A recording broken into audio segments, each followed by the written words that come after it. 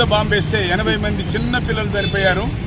అంతకుముందే పాలస్తీనా సమస్యలో మనం చూస్తున్నాం, వందల వేల మందిని పిల్లల్ని హత్య చేసింది.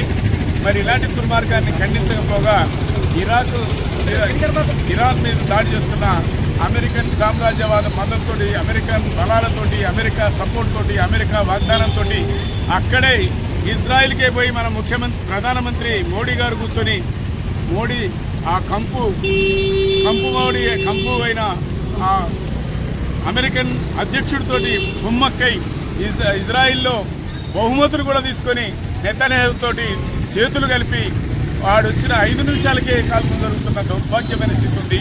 దీన్ని ప్రజాస్వామ్యవాదులు ఖండించాలి. ఈ యుద్ధం వల్ల మనకేం నష్టం? ప్రపంచం అంతా కూడా ఇందులో ఈడ్చబడుతుంది. ఆయిల్ ధరలు విపరీతంగా పెరిగిపోతాయి, మనకి అనేక నష్టాలు వాటిల్తాయి. అంతేకాదు అణు ఆయుధాలు ఉన్నాయి, ఎప్పుడు ఎటైనా పడవచ్చు, ఎక్కడైనా సర్వనాశనం కావచ్చు. ఇవాళ యుద్ధం అనేది కత్తులతోటో కర్రలతోటో చేసుకునే యుద్ధం కాదు, అణ్వాయుధాలతో చేసుకునే యుద్ధం. అణు బాంబులు ఎలా కురుస్తున్నాయో మీరు చూస్తున్నారు. ఇవాళ అన్ని ఏరోడ్రమ్స్లో కూడా ఎలా బాంబుల వర్షం కురుస్తుందో చూస్తున్నాం. ఇప్పుడే అక్కడ తెలుస్తూ ఉంది, దుబాయ్లో బాంబు వేస్తే అక్కడ సినిమా యాక్టర్ విష్ణు నేను భయపడుతున్నాను రాత్రి చెప్పిండు, ఇప్పుడేమో వణికిపోయి జబ్బు పడిపోయిందని వార్తలు వస్తూ ఉన్నాయి. అందుకే అనేక మంది మీద ఇక్కడి నుంచి పోయిన వాళ్ళ మీద కూడా దాడులు జరుగుతున్న పరిస్థితి ఉంది. ఈ దాడుల్ని తీవ్రంగా ఖండించాలి, ప్రపంచ శాంతికై పోరాడాలి.